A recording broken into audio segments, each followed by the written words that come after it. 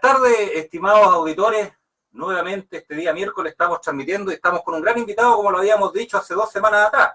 Costó tenerlo, pero aquí lo tenemos con nosotros, al ex dirigente estudiantil, vocero de la Confeche en su oportunidad, ¿cierto? ¿No es así? Actual diputado, entre otras comunas, por la de Santiago Centro. Así que vamos a hablar harto. Saludo también a mi compañera Marion Jara, que me acompaña el día de hoy, quien les habla Jorge Osorio, y animador y productor del programa Dirección Correcta. Y el día de hoy, como les decíamos, tenemos un gran invitado, Giorgio Jackson. Muchas gracias por estar con nosotros. Sabemos que tienes muchos compromisos, pero agradecemos el tiempo que te has dado con nosotros y con la radio. Muchas gracias, Marion, Jorge, por la invitación.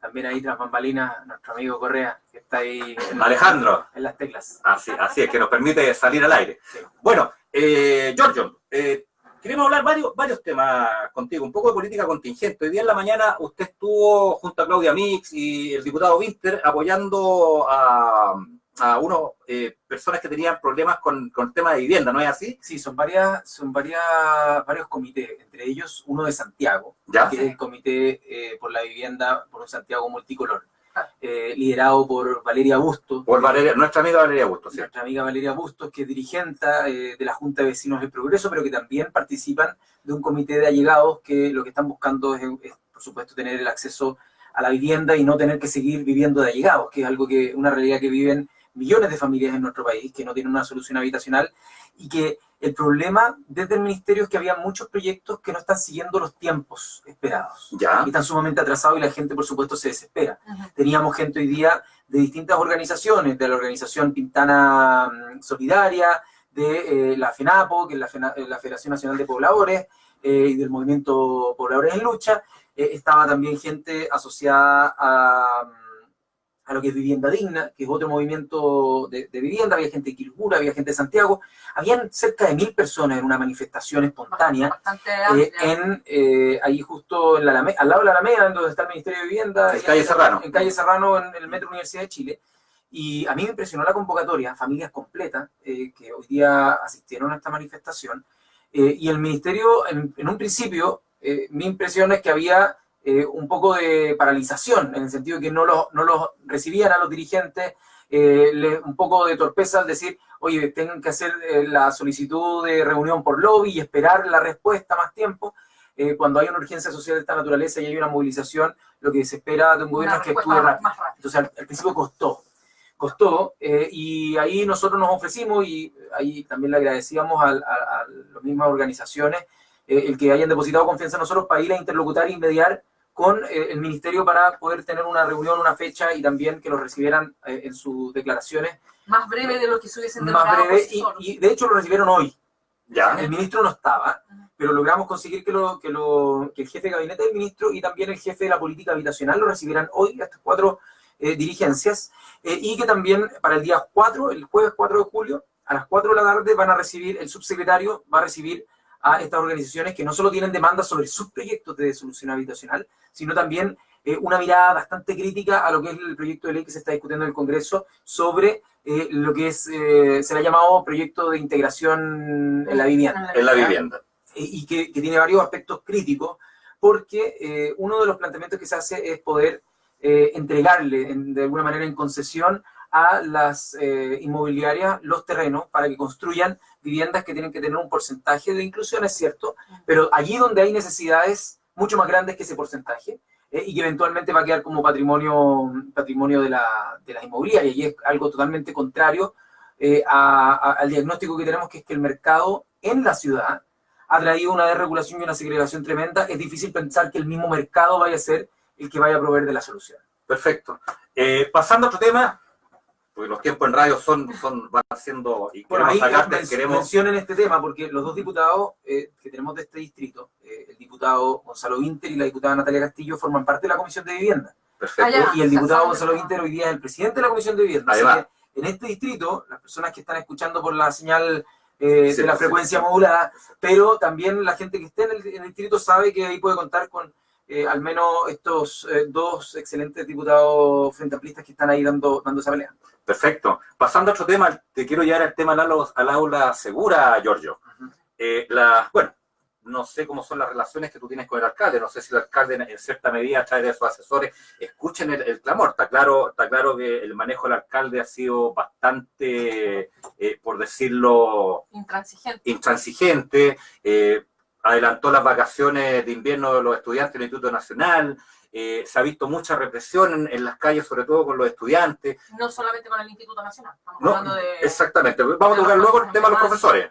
Okay, pero te quiero llevar específicamente al tema de los estudiantes. ¿Cuál es tu mirada frente al tema? A ver, yo encuentro que es terrible lo que está pasando hoy día en el Instituto Nacional. Mi impresión es que hay un sector más extremo dentro del gobierno, un sector más de posiciones mucho más radicales de derecha, mucho más extremas que otras posturas que son un poco más moderadas, pero que ese sector más radical le conviene que el Instituto Nacional esté viviendo esta crisis, que pareciera que no les molesta tanto que haya este conflicto para sembrar miedo en la ciudadanía y polarizar a un punto de poner buenos y malos, como si estuvieran en el mismo nivel las fuerzas especiales, reaccionando como al mismo nivel de un grupo de encapuchados que están tirando elementos incendiarios, lo cual es absolutamente condenable desde mi postura, pero que en ningún caso justifica que entren las fuerzas armadas, perdón, las fuerzas especiales a gasear todo el establecimiento, dejando a todos los estudiantes intoxicados por estos elementos químicos y a los profesores y profesoras. O sea, es una cuestión impresionante como en vez de aplicar lo que pueda llamarse como inteligencia policial para desactivar ciertos focos que puedan ser de violencia o de flagrancia en un delito, porque tirar un elemento incendiario contra la propiedad pública o privada es efectivamente un delito, es un delito flagrante, y en vez de atacar esos aspectos, reducirlos, qué sé yo, procesarlos si es que tengan que procesarlos, hay una responsabilidad penal, sean menores de edad, incluso hay responsabilidad penal adolescente, en vez de hacer eso, generan un caos a nivel de todo el establecimiento. Estamos hablando de que son 4.200 estudiantes, más el resto de la comunidad académica, asesores y asistentes de la educación. Entonces, a mí me parece que es como hagamos una analogía. Imaginémonos que de repente alguien entra a robar acá a la radio, se lleva el equipo y empieza a saltar una reja. Y sabemos que está en la cuadra, porque no ha llegado al otro lado de la calle. Y es como que digamos, ¿sabéis qué? Vamos a tirar una bomba y se destruye toda la cuadra. No, eso no puede ser una solución. Incluso que alguien diga, está súper mal que le roben el equipo a la radio. Es obviamente condenable y alguien tiene que ser detenido, eventualmente investigado y procesado por eso, pero no es ninguna justificación para que empecemos a detener a todos los vecinos del barrio. ¿No? Vamos a estar de acuerdo. Y eso es lamentablemente lo que creo que está pasando aquí, que hay un sector de la derecha que se siente cómodo con este tipo de prácticas y que en vez de estar hablando de los problemas de fondo que ponen los chiquillos, que a mí me parecen sumamente importantes, el punto 1 del petitorio, o la primera parte, la más potente, se trata del agobio y la salud mental. Los chiquillos y los testimonios de exalumnos también del Instituto Nacional dicen, ¿saben qué? Es cierto, te preparan para la prueba y te pueden, pero el costo que te hacen pagar por eso muchas veces es de un bullying interno entre los profesores y los propios estudiantes entre ellos, es de un machismo extremo, al punto en que un sector de los apoderados llegó a manipular la elección para que este establecimiento no fuera mixto. Menos mal prevaleció eso en el Tribunal Regional Electoral.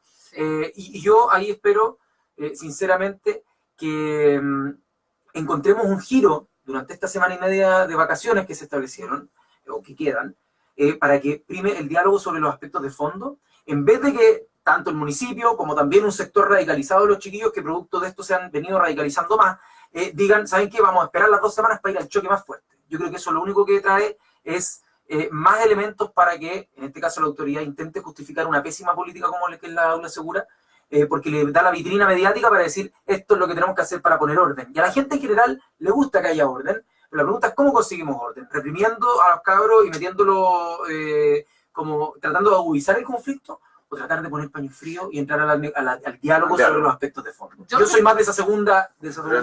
Yo lo que he podido ver es que, por lo menos el ejemplo del Instituto Nacional, es que lograron que el Instituto Nacional estuviera dividido. Hay apoderados que sí, hay apoderados que no. Está totalmente polarizado el tema.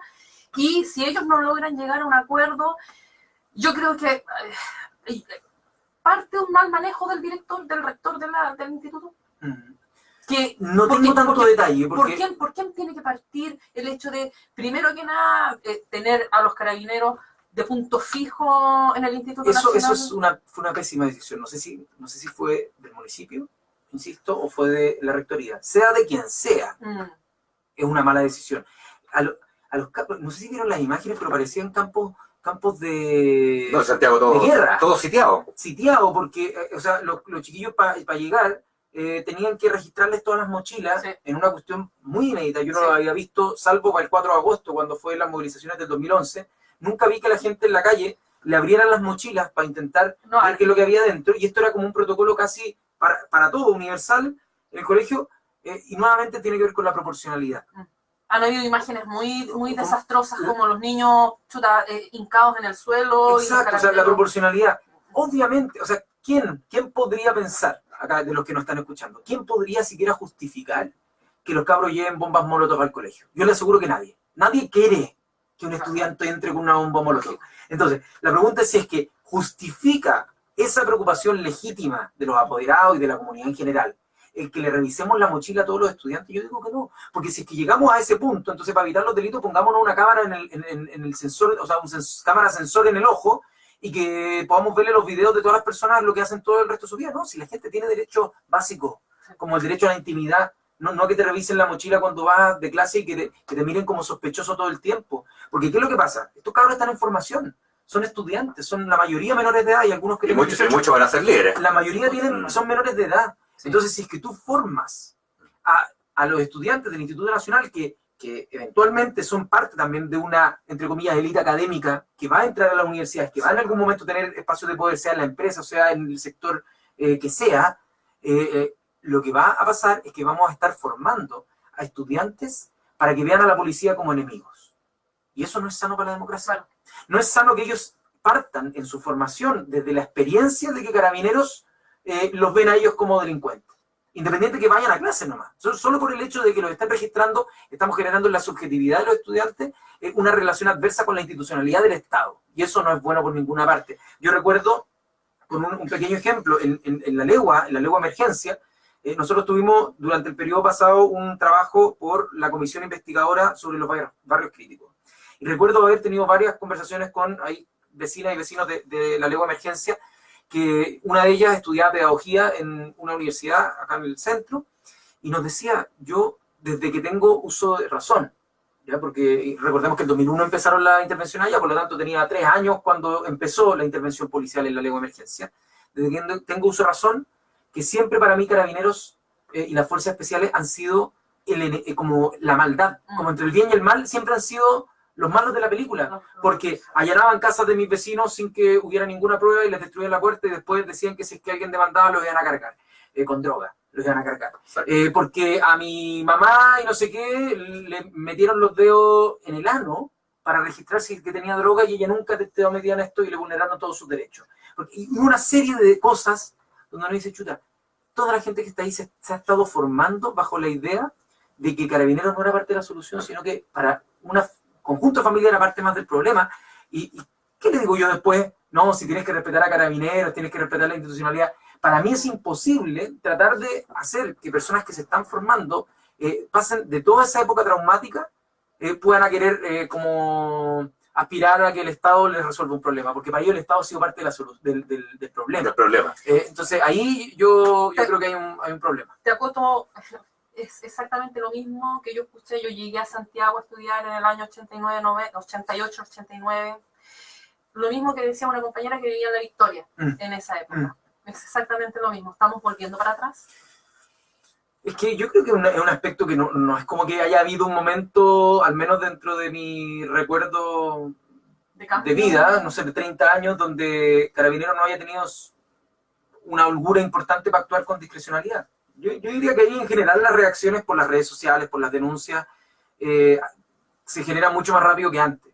Yo creo que en ese sentido, todo lo que ha pasado con las denuncias por el uso de recursos de Carabineros, las denuncias que llegan con respecto a violaciones de derechos humanos, hoy día hay más facilidad de que esas denuncias tengan pruebas y por lo tanto que lleguen a resultados.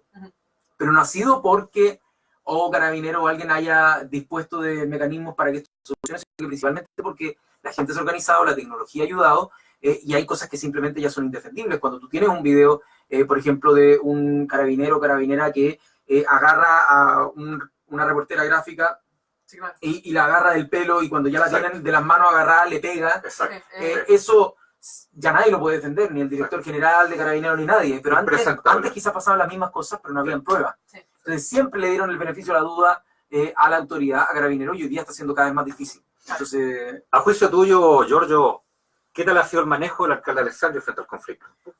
yo creo que el alcalde Alessandri en esta polarización, él ha optado por estar más cerca de los sectores que son más fundamentalistas y, como te decía, más de extremos. Él en general intenta ocupar posturas más moderadas en su administración, en su gestión en los años previos. Mi impresión es que él buscaba estos equilibrios. Acuerdo, y en general yo también pude tener buenas conversaciones con él en otros aspectos, pero en este tema en particular, yo creo que él ha optado el camino fácil de sembrar temor, de desinformar y de como avivar un conflicto que hoy día existe en el Instituto Nacional y no ser parte, mi impresión, de la generación de soluciones, sino más bien de agudizar el problema.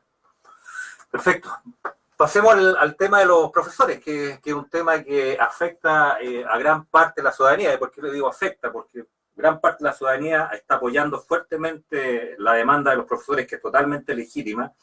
¿Qué te parece la intransigencia de la ministra? Y te quiero llevar a dos temas. Quiero preguntarte en paralelo, si dentro del Frente Amplio, además, existen dos almas. El otro día escuchábamos declaraciones de Gabriel Boric, que ustedes articulan juntos dentro del Frente Amplio, en la cual él, por ejemplo, decía que era impresentable o se sumaba a las voces de que no era viable que se tratara a la ministra, se la increpara dentro de un camposanto. ¿Cuál es tu visión al respecto? A ver, ese episodio yo creo que divide en una subjetividad que tiene que ver con el cementerio, como cuán importante es respetar el espacio independiente de las diferencias. Yo lo que creo es que quienes, y ahí me acerco también a algunas posturas que tuvo el alcalde Jaude, que creo que en general, independiente de las diferencias que pueda tener, que en un espacio de recogimiento como el cementerio te mezclen peras con manzanas, como que ahí uno dice, chuta, hay espacios donde quizás no se mezclan las cosas.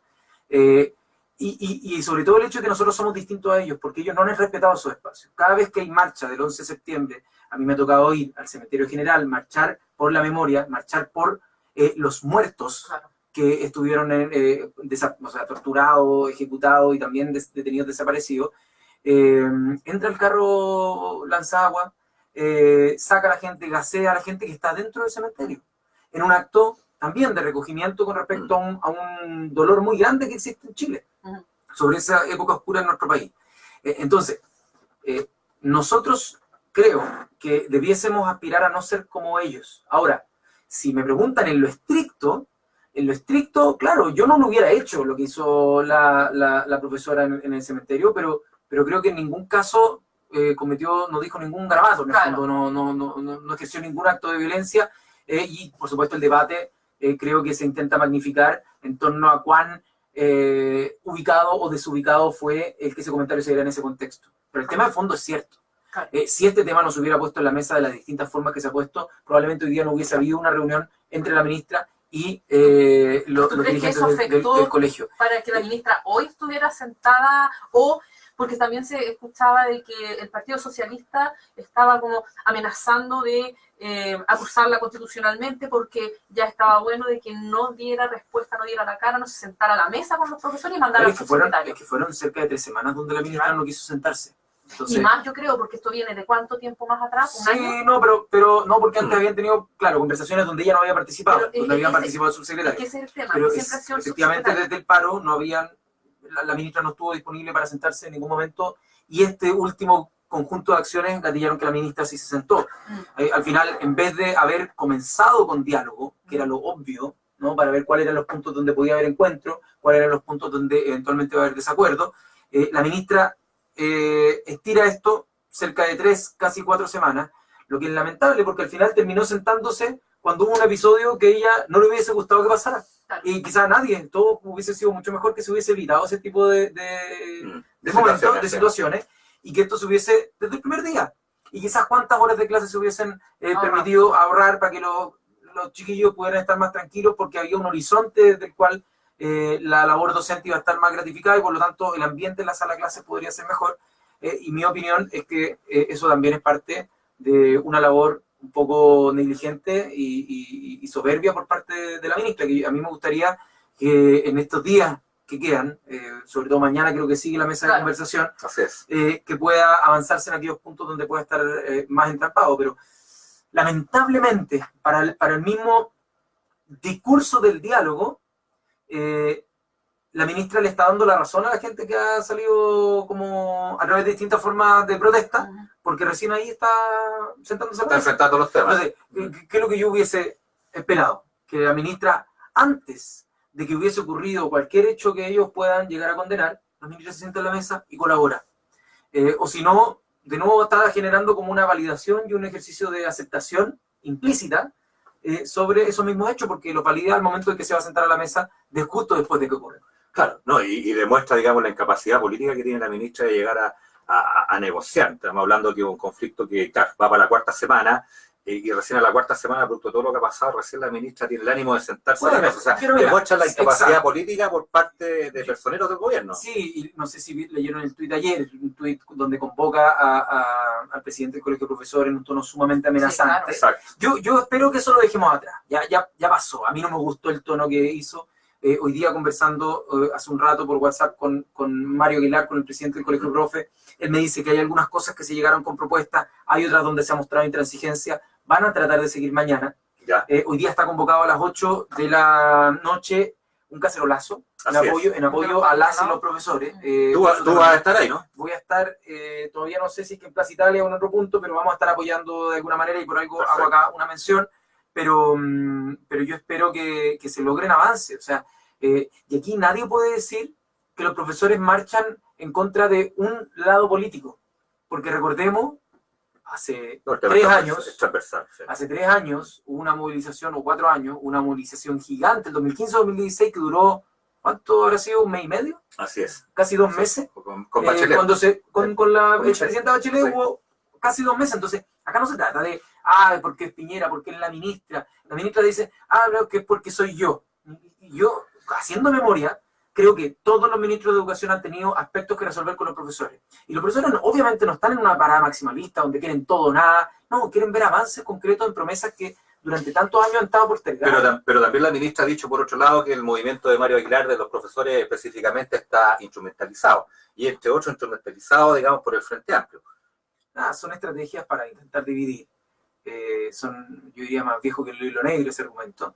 Pero creo que al menos Mario Aguilar ha estado muy respaldado por sus bases de profesores. O sea, hay pocas organizaciones gremiales hoy día tan potentes, y en este caso una organización gremial sindical, tan potente como la del Colegio de Profesores, donde haya tanta participación. Yo creo que no hay otra, sinceramente, a no ser de que haya alguien con números que nos pueda decir ahí en el WhatsApp, otra organización que represente profesionales más grande que la del Colegio de Profesores y que tenga procesos de validación y consulta interna como lo hace el Colegio de Profesores. Yo al menos ahí creo que la ministra hierra el objetivo intencionalmente, buscando intentar división y intentando desvalidar un movimiento que es bien representativo de los profesores, es de los más representativos que hay en términos gremiales, para de alguna manera entorpecer lo que pueda hacer la negociación. Han habido también quejas.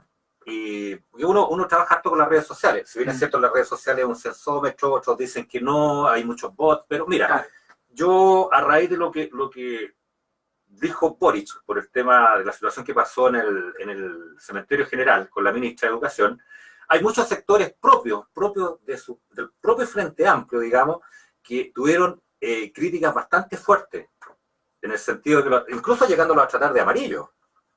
¿Qué dices tú al respecto? A ver, a mí me ha tocado estar en posiciones donde te buscan poner una chapa, un catálogo. Yo creo que como proyecto político, como Frente Amplio, que es compuesto por distintas organizaciones bien diversas en términos ideológicos, más cercanas en términos programáticos, es decir, en torno a las ideas concretas que se puede avanzar como gobierno, creo que hay liderazgos distintos y es bueno que podamos comunicarle esas ideas que muchas veces, cuando queremos comunicarlas hacia la audiencia, hacia el pueblo, hacia la gente, hay ciertas barreras de estereotipo que la gente tiene sobre un tipo de liderazgo en específico. Pero que si se le dice a otra persona, quizás esa persona dice, chuta, ¿sabes qué? En el fondo tiene razón. Entonces yo no veo como algo malo que juguemos roles distintos en el liderazgo para que más personas se sientan convocadas por los temas de fondo. Las críticas, te vuelvo a reiterar, fueron del propio sector, fueron interiores del sector. No, lo sé, pero nosotros no nos debemos solo a la militancia del Frente Amplio. En un aspecto, obvio que nos debemos a la militancia del Frente Amplio, pero finalmente nos debemos a la ciudadanía y a quienes nos votaron, que no necesariamente son de la organización, que son gente que confía en nosotros, más allá de nuestra militancia política. También por nuestra militancia, pero más allá de nuestra militancia política. Y yo ahí creo que a veces en la interna, cuando uno está, así como en las redes sociales, también en las dinámicas internas, uno empieza a generar ciertas burbujas internas donde tú crees que todo el mundo piensa como piensa la militancia. Correcto. Entonces así es súper fácil, así no tenéis que cuidar los tonos, no tienes que cuidar la política en general, porque al final avanzar y avanzar. Y no, la gente afuera tiene distintas sensibilidades, distintas aproximaciones, está expuesta a distintos estímulos mediáticos de posiciones encontradas, por lo tanto lo que hay ahí es un terreno en disputa, en buen sentido, donde hay que ir a ganar con argumentos, con persuasión, con emotividad también.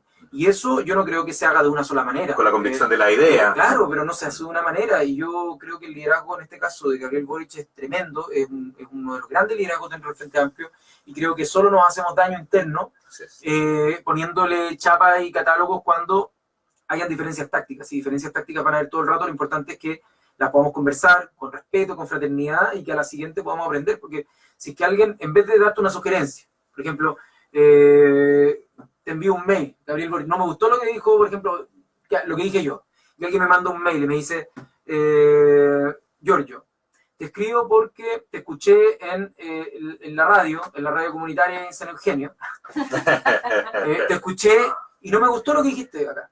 ¿Por qué no me gustó? Porque creo que el punto es este, y que creo que es mejor abordarlo de esta manera. Te prometo que yo, si leo un mail así, me va a hacer reflexionar mucho más que si es que alguien me grita, me pone en Twitter, Giorgio Jackson amarillo. Eso yo lo veo como un bot, no lo leo, no lo considero. Perfecto. En cambio, si es que alguien me hace una crítica en la cual me dice, ¿sabes qué? Esa palabra que ocupaste, ¿por qué no decir las cosas de esta manera? ¿Y por qué no bla? ¿O por qué no te metí en este tema? Bla, bla. Yo lo recojo eso, porque es una crítica constructiva. Y yo al menos espero que desde el Frente Amplio, a nosotros mismos, desde la militancia, tengamos la fraternidad suficiente para cuando tengamos una diferencia, hacer una crítica constructiva.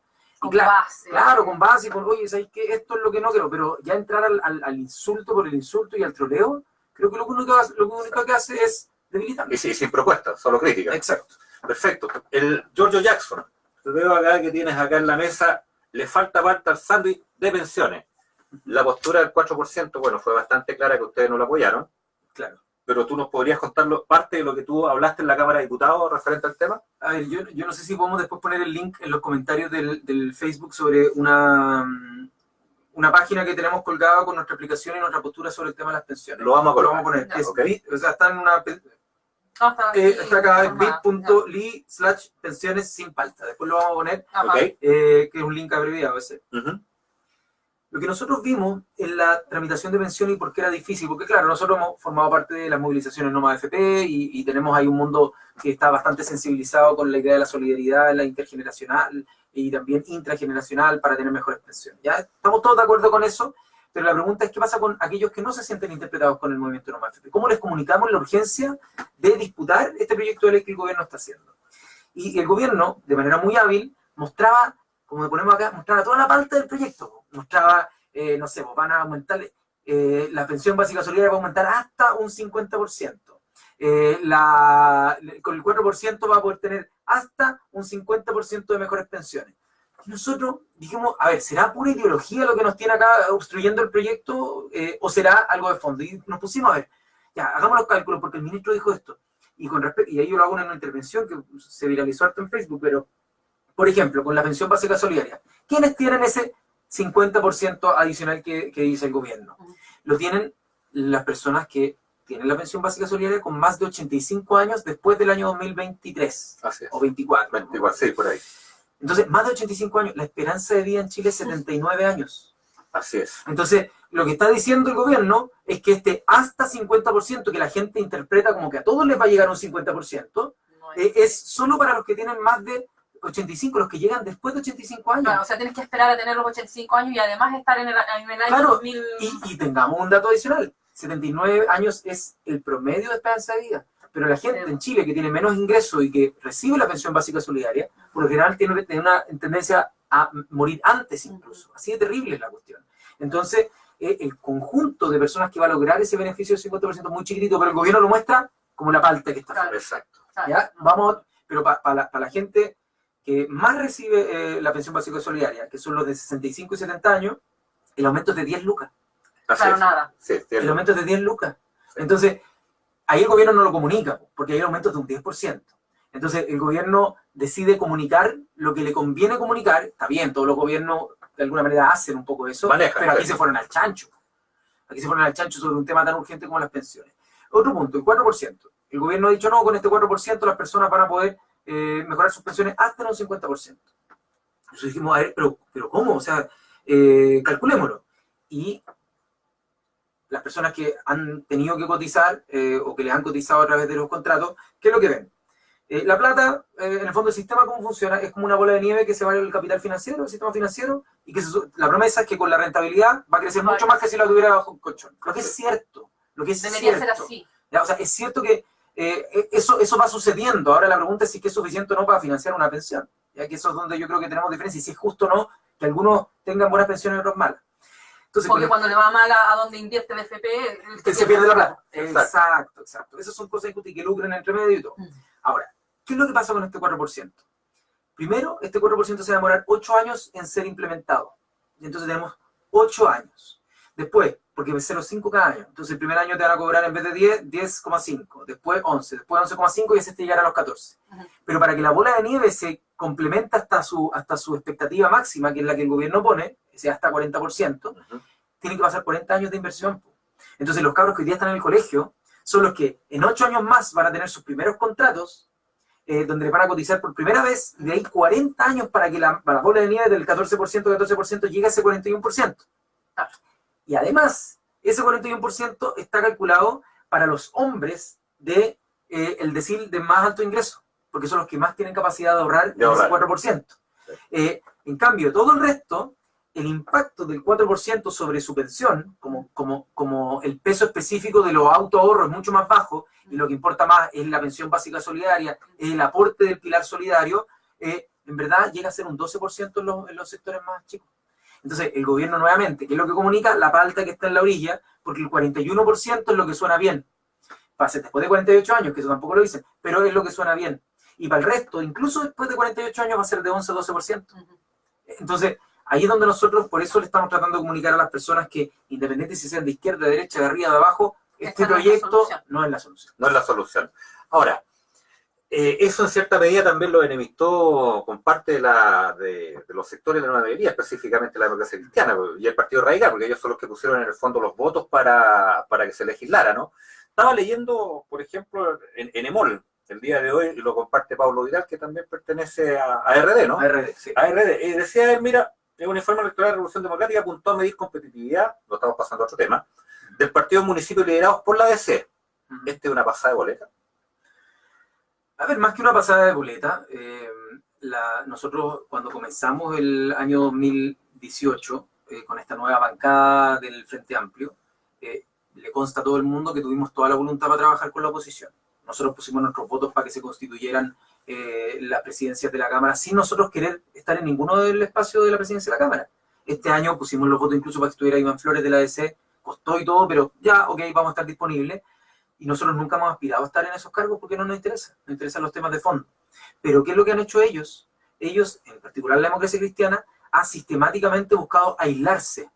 Y me consta que no es la postura de las bases de la democracia cristiana en muchos lugares. En muchos lugares la gente de la democracia cristiana lo que dice es, chuta, queremos unidad de la oposición, de los contenidos. Más progresistas. Claro, más progresistas, pero las cúpulas de la democracia cristiana están tomando decisiones que pueden afectar a las políticas sociales como la reforma tributaria o la reforma de pensiones. Entonces, cuando ellos se aíslan y se intentan mimetizar con el gobierno, con las posturas de gobierno, me imagino que asumen también el costo que significa eso en términos de confianza para construir acuerdos electorales. Sin duda. Entonces, que no nos vengan a venir el día de mañana a decir, pero ¿cómo es posible que vayan a competir en un lugar donde va a ganar la derecha? Bueno, pero si se han hecho indistintos con la derecha. Sí. Como en ese sentido, cuando nosotros configuremos nuestra estrategia electoral, por supuesto que ahora tenemos que sumarle a los otros municipios donde teníamos detectados municipios que eran importantes porque desde Chile Vamos, desde la derecha, estaban cometiendo algunas políticas que nos parecen terribles para sus comunidades, Bueno, incorporemos en ese análisis aquellos municipios que de la democracia cristiana, donde nosotros creemos que o podemos ganar, o también esos gobiernos locales pueden ser un eventual retroceso. Hablan de 24 municipios de 43 que tiene la democracia cristiana, por lo menos 24 estarían compitiendo según el análisis interno que hicieron. Es un análisis técnico, Uh-huh. técnico-político, y obviamente eso va a depender de cómo estén constituidos esos territorios, si tenemos fuerza o no nosotros, si tenemos que apoyar otra candidatura que quizás no sea nuestra porque hayan liderazgo instalado. Ahí no tenemos una fórmula cerrada. Ya. Ahí lo que nosotros yo creo que queremos instalar es apoyar los gobiernos locales que tengan una impronta progresista y que estén alejados de la corrupción y del narcotráfico. Y eso es no menor, porque con todo lo que hemos sabido ahora de los últimos casos. Entonces, nosotros vamos a ir a competir en concejales por separado, como Frente Amplio, distinto de la nueva mayoría. Y ahí se mide cuánto representa la gente en términos proporcionales. Pero en alcalde la cosa es uninominal y sin segunda vuelta. Entonces es más difícil, porque si es que vamos todos por separado, al final, a río revuelto, ganancia de pescadores. Entonces, nosotros lo que no queremos es que pase eso, pero hay algunos lugares donde por dignidad vamos a tener que dar las peleas igual, sea cual sea el resultado. San Ramón, pensemos. Claro. Imaginémonos a otras comunas, también el Distrito 13, aquí de la zona, de la granja, por ejemplo. de la zona poniente. O sea, es importante que demos la pelea. En la granja también. ¿Y qué pasa si es que, bueno, no sé quién va a ganar, pero es una disputa? Los vecinos y vecinas se merecen no estar como de alguna manera condenados a tener una sola opción. Y eso no implica, en cierta medida, de que si ustedes ponen candidatos se pierdan finalmente las alcaldías para la oposición, y o sea, para la oposición en este caso, y la gane el oficialismo. Bueno, pero es parte del juego, ¿no? O sea, es que ¿por qué nos vamos a tener que nosotros restar de ofrecer una alternativa? Hay gente en esas comunas que hoy día le gustaría tener una alcaldía distinta, una alcaldía que sea de algún, o sea, que tenga buena gestión, pero que no sea corrupta, que no esté vinculada al narcotráfico y que tenga una sensibilidad social desde algo parecido a lo que representamos nosotros o incluso los partidos de la oposición, pero que tiene una mirada decidida sobre eso. Entonces, esa gente se merece tener una candidatura por la cual votar, aunque perdamos, si quizás perdemos, pero lo importante es que tengamos una opción en aquellos municipios donde no hay una alternativa progresista. Tú que has estado en la calle, ¿has podido sopesar cuánto es la importancia para la gente, para los ciudadanos, el que tengas RD detrás tuyo o Frente Amplio detrás tuyo o no sé, la derecha o la DC? ¿A la gente le está interesando hoy en día partir por un partido para elegir a su...? No, yo diría que no, que hay un porcentaje, sobre todo cuando se crispan los ánimos, ese porcentaje es muy vociferante porque le gustaría participar, pero yo diría que es un porcentaje menor comparado con la gente, o sea, primero con la población en general, que en las municipales no va a ir a votar. O sea, tenemos un índice de 60, 70% de ausentismo, en algunas comunas llega al 80%, y tú decís, bueno, la mayoría de la gente no le interesa tanto este tema. No ve diferencia entre gobiernos de distintos signos, y nuestra tarea y desafío es mostrarles por qué, sin sonar como que hacen promesas por todo, pero por qué un gobierno que esté en manos del Frente Amplio podría hacerlo distinto. Que no es fácil, no es fácil cumplir esa promesa o hacerla visible, pero por otro lado, también vemos que hay gente que sí le preocupa el tema, porque dependen sus beneficios sociales, como la administración de la salud, la administración de los basurales, la administración de la OMIL y la intermediación laboral. O sea, hay muchos aspectos comunales que al final impactan a los vecinos, las medidas de seguridad. Sí. ¿Cuál es tu análisis frente a la desconexión de la ciudadanía con la política? Yo creo que la ciudadanía tiene muchas razones por las cuales hoy día está desafectada de la política. Muchas razones, una lista enorme de razones. Lo que me pasa es una contradicción, y tenemos que batirnos siempre con esas contradicciones, es que a la vez que entiendo todas las razones por las cuales la gente no está ni ahí con acercarse siquiera a la política y que esté indignada, al mismo tiempo digo, bueno, si es que seguimos el camino de solo la indignación, no ofrecemos alternativas. Entonces creo que hay que encontrar un camino de compatibilidad entre la indignación, pero no decir son todos lo mismo, sino saber separar la paja del trigo y poder decir, ok, estos no me gustan y estos sí me gustan. Y no tienen por qué ser todos del Frente Amplio. Si nosotros hemos valorado tremendamente experiencias municipales como el alcalde Jadwe en Recoleta, también algunas experiencias del alcalde... El Lavín de la nueva mayoría. El alcalde Durán en Independencia. También está la experiencia incluso de un demócrata cristiano que es Claudio Castro en Renca. Cosas interesantes que están haciendo. Entonces, nuevo liderazgo. Entonces yo aquí quiero ser bien honesto, ¿no? No creo que la fórmula clásica de decir esto es un acuerdo entre todos los partidos para todos los lugares de Chile, pueda valer. Aquí vamos a tener que ir viendo territorialmente cómo se sienten los territorios con las confianzas de unos y otros.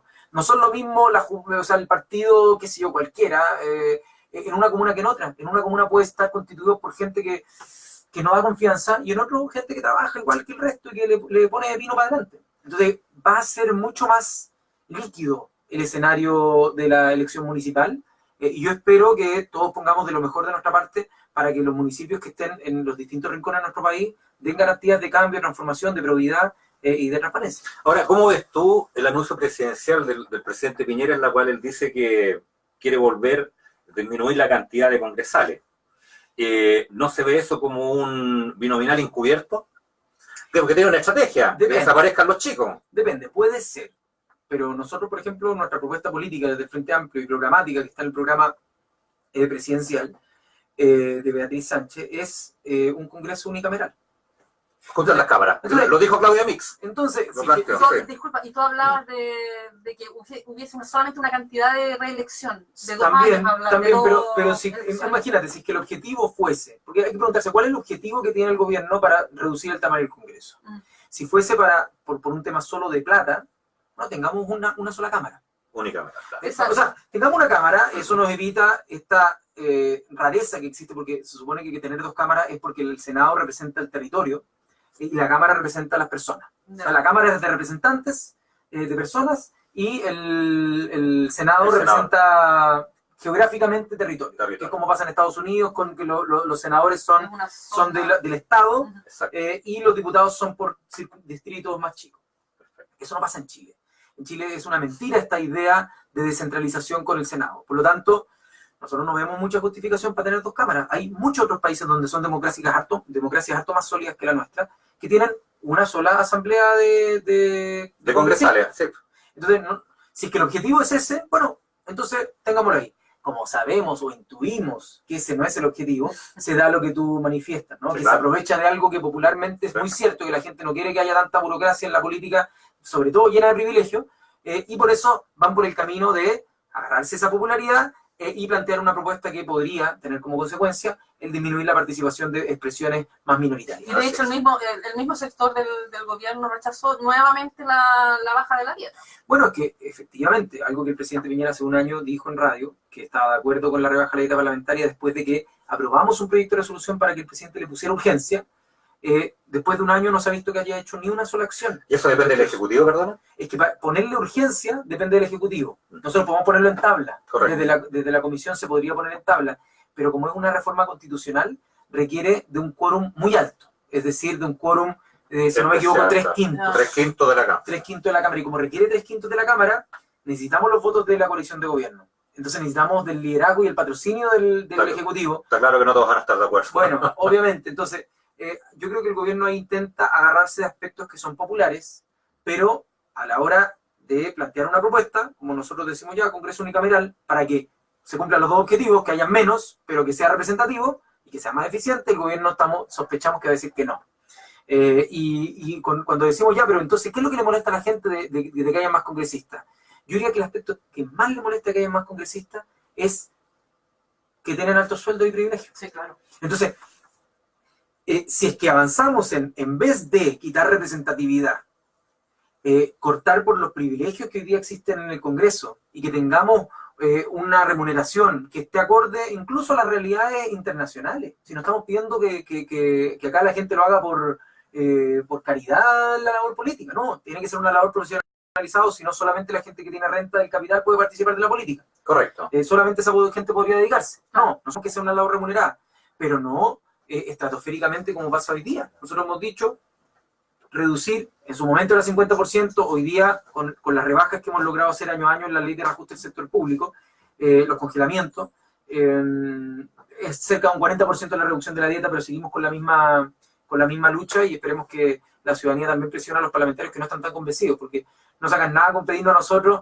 oye, pero ¿qué pasa con el proyecto? Si saben que nosotros lo apoyamos. Correcto. Y de repente nos dicen, oye, pero han pasado 5 años y todavía no pasa nada con el proyecto, como si nosotros tuviéramos la culpa. Y yo le digo, ya, pues, pero ayúdame a que la gente que hoy día no lo quiere votar, lo vote. Exacto. Además que sucede también, fuera de que ganan mucho, tienen muchos beneficios, muchos privilegios, las leyes que se han votado de repente no están Sí, acorde a lo están que la acorde. ciudadanía está esperando. Tal cual, y Entonces, ese desprestigio ha tenido fundamentos en aspectos tanto legislativos como de privilegio. Y yo por eso espero, y saludamos ahí a la bandera. Se juntan los iluchas, ¿eh? ¿Ah? sí. Y por eso yo espero sinceramente que el debate sobre las, entre comillas, reformas a las instituciones o reformas políticas tengan en consideración el fortalecimiento de la democracia y no la restricción de esta. Y eso es lo que me preocupa, porque el gobierno que tanto, y el sector político que representa el gobierno, que tanto se burlaba de quienes pedíamos tener una discusión amplia sobre la Constitución a través de una asamblea constituyente, hoy día está planteando la necesidad de hacer como 20 cambios constitucionales. Entonces, no que la Constitución estaba bien. Bueno, ¿por qué en vez de discutir parceladamente cada aspecto de la Constitución y que quede un Frankenstein, por qué no tenemos y reinstalamos la idea de tener una asamblea constituyente? Oye, si eso en todas las democracias... Estás a favor, digamos. Obvio, en muchas democracias, por supuesto que sí, esto es algo de una bandera de lucha que ha estado siempre en el Frente Amplio, es constitutiva del Frente Amplio, el que podamos tener una asamblea constituyente para definir cómo mejoramos nuestra democracia. Y eso no es algo de la izquierda. La asamblea constituyente como concepto es de los demócratas.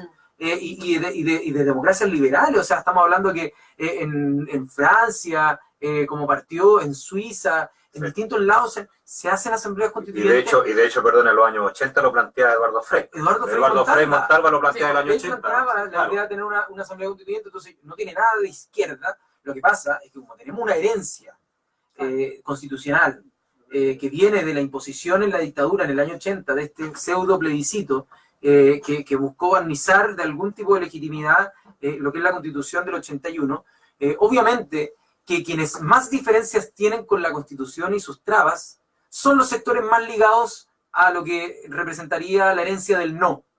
Y hasta por ahí nomás, hay algunos que pudieron haber votado por el no, pero no se sienten tan incómodos con la Constitución.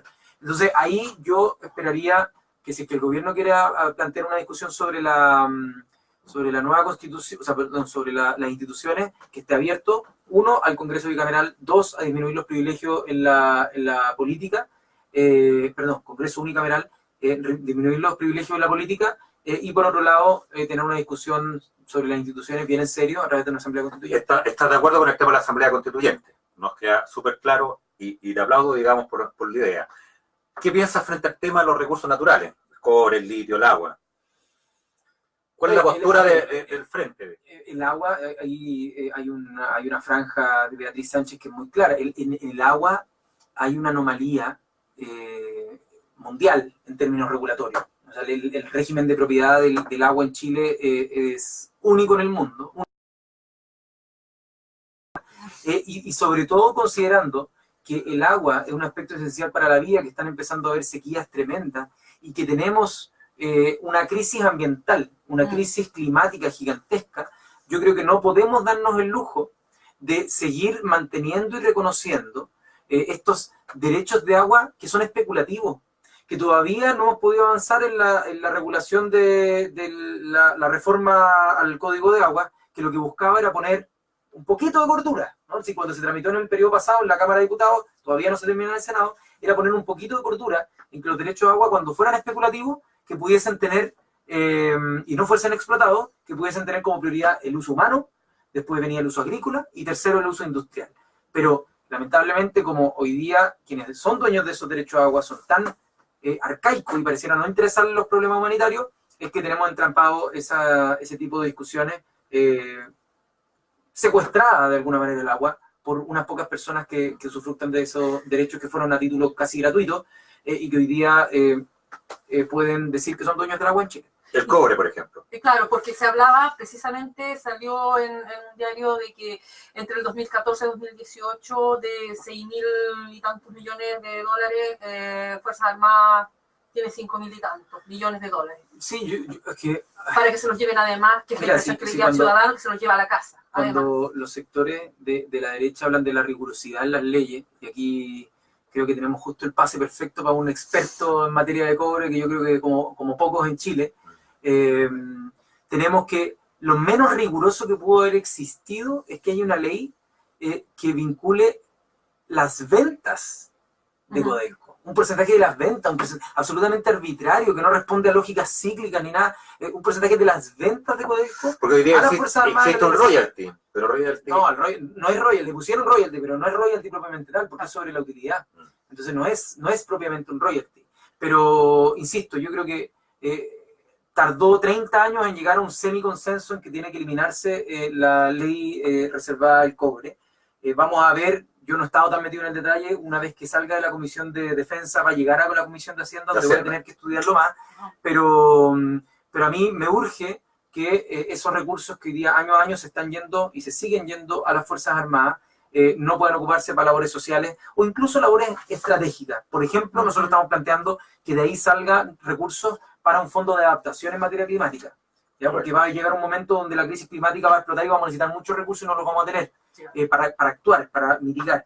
Y por otro lado, también en el área de ciencia y tecnología. Yo creo que esa es una área estratégica que, claro, hoy día podríamos pensar en solo construir viviendas que faltan, etcétera, pero yo creo que tenemos que tener un fondito estratégico de reserva, pero que no sea para las Fuerzas Armadas, pero sí, por ejemplo, para la tecnología, el desarrollo y la innovación. ¿Qué pasa ahí al respecto? Porque si se aprueba el TPP, tenemos un problema tanto con las AFP que hablaban de que no se iba a poder, si se quería un... Sí, hay harta controversia al respecto porque el TPP, como otros tratados ligados a la Organización Mundial de Comercio, que establecen unos paneles arbitrales que no son como los tribunales internacionales, no son gente que le pagan todo el tiempo y que por las condiciones de incentivos son imparciales o tienden a ser imparciales. Acá hay estudios que demuestran, como a través de los distintos fallos, cómo hay una tendencia mayor a fallar a favor de las empresas cuando hacen este tipo de demanda. Y yo ahí, para no extenderme, sí, porque es bastante complicado. Tengo un hilo en Twitter, que también lo podemos exponer, un hilo en Twitter donde doy mis razones por qué creo que hay que rechazar el TPP. Para ser justos y para no sobrealarmar, yo creo que Chile, dentro de los países que firma, es el que menos perjudicado se ve, porque ya fuimos fileteados con el TLC con Estados Unidos. Entonces ya entregamos mucho en el TLC con Estados Unidos en el 2003. Entonces, lo que podríamos entregar, ya lo entregamos en ese tratado y por lo tanto hoy día, a pesar de que Estados Unidos se salió y que están suspendidas algunas normas de propiedad intelectual, que es el aspecto más peliagudo, creo yo, del tratado cuando estaba íntegro, creo que ya nos sacamos la peor parte ya la vivimos, solo que no nos dimos cuenta porque no había protesta organizada en ese momento. Este es como el Porsche para los gringos. Yo diría, claro, los gringos todavía no entran, porque recordemos que Trump lo tiene nuevo para... Exacto, sí. Pero va a llegar otro gobierno que va a querer incorporarse, se va a incorporar en algún momento. Y mi temor es que este tipo de tratados lo que haga es consolidar una forma de entender el comercio. Y una única forma de entender el comercio, yo al menos ahí creo que, sobre todo el cambio climático y la crisis climática, la emergencia climática, hace que tengamos que incorporar a los elementos basales de las ventajas comparativas que fundan la teoría del comercio, nunca incorporaron la externalidad de la contaminación. Entonces, así, traer un gorro como este desde China, si es que es más barato allá, obviamente que me conviene eso, por ventaja comparativa, que producirlo acá. ¿Ya? En cambio, hoy día no nos estamos dando cuenta y nos estamos incorporando en ese cálculo el costo que significa para el menos tiempo que va a tener la supervivencia de nuestro planeta, el que este tipo de gorros como el mío, que yo probablemente lo compré y debe ser hecho en China. Y si es que eso es hecho acá, aunque salga un poquito más caro, puede que tenga menos impacto ambiental. Entonces hay un montón de situaciones asociadas al comercio que tienen que repensarse y que mi impresión es que los tratados de libre comercio lo que intentan es amarrarlo y dejarlo totalmente fijos para que nunca más se puedan discutir. Y eso es lo que más estamos argumentando para votar en contra del TPP. Perfecto. Giorgio, las últimas 3 preguntas. Las 40 horas. Las últimas 3. Y el tema de la educación cívica. En verdad me tengo que ir, sí. Pero 40 horas, este es un proyecto que presentó la diputada Camila Vallejo a comienzos del año 2017, que nosotros desde el primer momento apoyamos y estamos tratando de que esto se transforme en ley. Esto no depende del Ejecutivo, así que yo creo que vamos a tener buenas noticias sobre esto. Perfecto. Lamentablemente el gobierno está presentando un proyecto por el lado que es el de flexibilización laboral, donde lo que pretende es fungibilizar las horas eliminando la jornada diaria y llevándola a un mes. Entonces, en vez de tener, 45 horas a la semana, como hoy día, nosotros proponemos 40, el gobierno te dice, no, 180 horas al mes. Que uno puede decir, puede que sea menos que las 45 semanales si uno las suma porque el mes tiene más de 4 semanas, tiene un poquito más, 2 días más. Así es. Y en vez de eso, el gobierno, al fungibilizarlo, puede esto terminar en eliminar los feriados de manera fáctica. Porque como puede ser unilateral, entre empleador y empleado, trabajador, bilateral, pero sin negociación colectiva, te van a imponer un horario que puede que lleve incluso excluidos los feriados. Entonces, claro, el trabajador se va a ver obligado a firmar un contrato, si no va a venir otro de la fila de los que están esperando la pega, y al final no te van a contabilizar en esas 180 horas los feriados. Y yo creo que es súper nocivo el proyecto que está presentando el gobierno en esa materia, y por eso queremos apoyar. ¿Cómo viene la mano? ¿Cómo viene la mano de esto? Yo creo que van a haber votos para esto. Y debería, a la voluntad política. En el próximo mes y medio, debería estar aprobándose en la Cámara de Diputados para que se vaya después si esto se aprueba, lo del gobierno ya queda... Es que si esto se aprueba, lo del gobierno va a quedar totalmente offside. Van a quedar totalmente atrás, no van a poder retroceder con esto. Educación cívica, y terminamos. Las clases de educación cívica que tú estás proponiendo en los colegios. A ver, estamos yendo desde hace 5 años a los colegios no es ahora. No. ¿Han tenido buena repercusión en la... Súper bueno. Es una experiencia para mí revitalizadora, ir a los colegios, más allá de que la garganta me quede al gato. Es una experiencia que me vuelve a mi raíz, de alguna manera, cuando... la raíz de todos, pero en particular yo tengo una sensibilidad muy importante con el movimiento estudiantil, entonces escuchar la inquietud de los chiquillos que se transforman como en pequeñas asambleas donde yo expongo algunos puntos, ellos me refutan, es algo muy... yo creo que le da mucho sentido a la labor que me toca hacer. Creo que tengo llegada también con los jóvenes en general, a pesar de que ya me quedé pelado y ya superé los 30, y yo me siento de la misma generación, pero ya no soy de la misma generación que están en el colegio. ¿Los apoderados igual tienen la misma recepción? Creo que la educación sí es bastante buena recepción, y que la educación cívica la logramos meter ahora de vuelta a través del proyecto de ley que se aprobó hace 3 o 4 años de formación ciudadana. Todos los estudiantes desde pre-kinder hasta cuarto medio, los colegios están obligados a proponerles un plan de formación ciudadana durante el año, y que tienen que tener acciones concretas. Y eso está desde el 2016, ahora se incorpora en tercero y cuarto medio la asignatura de educación ciudadana, que algo de polémica generado por el ámbito de historia y de educación física, que de mi punto de vista también debiesen ser obligatorias, pero más allá de eso, yo espero que podamos ir avanzando en recuperar la educación cívica y la cultura de que la gente es parte de la política, independiente del color político que tengan, pero no llevarlos a la antipolítica, que es lo que ha primado en estos últimos años y que tiene a la gente sin participar y por lo tanto representada por intereses muy, muy creados. Las palabras al cierre, Giorgio, a sus electores acá en la comuna de Santiago Centro, específicamente el barrio San Eugenio. No, el barrio San Eugenio. Que está un poco olvidado, está un poquito olvidado. Mira, con el barrio San Eugenio, gran cariño, gran admiración hemos hecho en el periodo pasado, hicimos muchas actividades muy interesantes. Es cierto que este periodo quizás la presencia no ha sido la misma porque tenemos un territorio mucho más grande. O sea, la gente realmente no se da cuenta que antes yo representaba una comuna y ahora me toca representar a 6 comunas: La Granja, San Joaquín, Macul, Ñuñoa, Providencia y Santiago. Y los tiempos a veces se estrechan incluso, entonces me tengo que estar clonando o dividiendo. Hoy día estamos acá reivindicando esa deuda para contarle a los vecinos que en lo que estamos. Hemos estado todo el día en actividades distritales, vamos a seguir mañana, y así son las semanas distritales, tratando de que las vecinas y vecinos sepan en lo que estamos y también nos hagan comentarios de vuelta sobre qué esperan de nuestro trabajo. Así que si tienen cualquier comentario, que nos puedan escribir al WhatsApp. Voy a dar un WhatsApp, por favor, así para que la gente anote. Más 569-8459-5275. Lo voy a repetir. Más 569-8459-5275. Que nos escriban ahí en WhatsApp y estamos en contacto. Marion. Perfecto. Te agradezco mucho, diputado, al haberte tenido acá, poder conversar de algunos temas. Nos faltó tiempo, nos faltaron cosas. Pero, una hora. Sí, pero imagínate.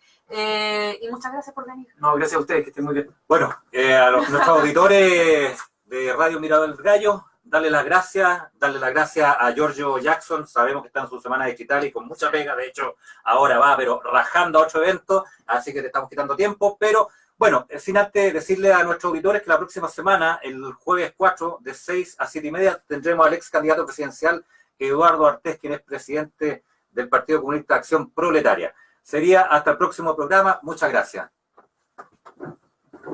Ya pues, estimado. Vamos a